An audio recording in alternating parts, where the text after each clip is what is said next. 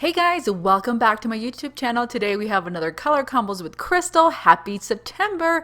We're doing some Copic coloring on Kraft. We're going to be using the amazing Shimmer and Shine. And this is an older release, but I really love these awesome sunflowers. And as we're getting into fall, we're going to go on with this color combination of Kraft cardstock. So we're going to be using the awesome sunflowers from the kit and one of the sentiments. I have cut my Kraft cardstock, my tan cardstock, 5 1/4 but 5 1/2 by 4 1/4, and I'm gonna stamp the everyday feels like summer when I'm with you onto some embossing ink. I'm gonna grab my black embossing powder. A really fine embossing powder works really well, and I have it on my little container ready to go, ready to be spritzed and placed on that wet embossing ink. One of the things that I didn't show you here in the video is that I added some cornstarch with my brush before I did the heat embossing, so that way it doesn't stick, especially when you're using some black embossing powder that it tends to create little speckles. So we're going to use our heat gun, and as you can see, it's getting shiny, which means that it has completely melted off and is set. And don't overheat it, because you will find that it will kind of eat up and overcook that heat embossing.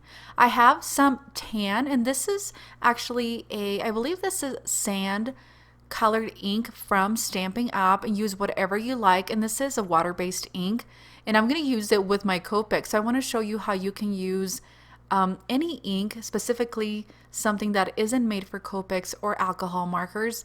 I am using Copics. You can use the Spectrum Noir. You can use any of the off-brands.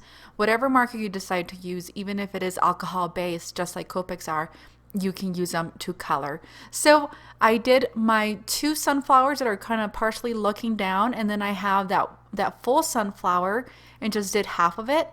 And then using the bottom side of the leaves, I'm just going to stamp them and really give this a nice little edge. Next, I'm going to begin my Copic coloring. I have about 3 colors of each color family. So I have a light green, medium green, and dark green. And as you can see, this is what I do. I do the light very, very roughly, then add some flicks of the medium, and then come back with that light, and then add some shadows with the dark. So you don't have to have a ton of Copic markers or alcohol markers. As long as you have 3 of each shade, it works really nicely. So I'm going to move on to that tan, which I'm going to do a light tan, and then I'm going to figure out where the shadow of my sunflower is, which is going to be that bottom part. And then I'm going to come back with my light and really blend that.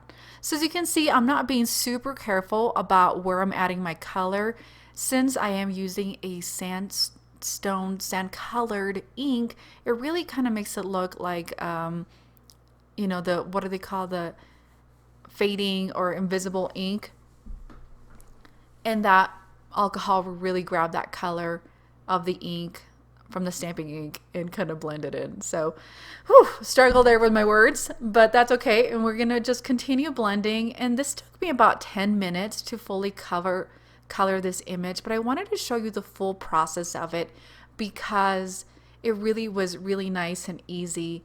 And you can use, like I said, any type of alcohol inks, alcohol markers, or even watercolor.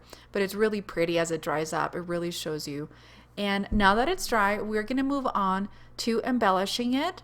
And then you can send it off, or whatever it is you want to do with this card. I've added a couple little diamonds to it, and it's ready to go. Guys, thank you so much for joining me. If you are here for the first time, please give the video a thumbs up. And let me know any questions or comments down below. I will try my best to answer them. And if you want to get all the products, they're listed down below. And the step-by-step products are written on the Unity Stamp Company blog. Thank you so much.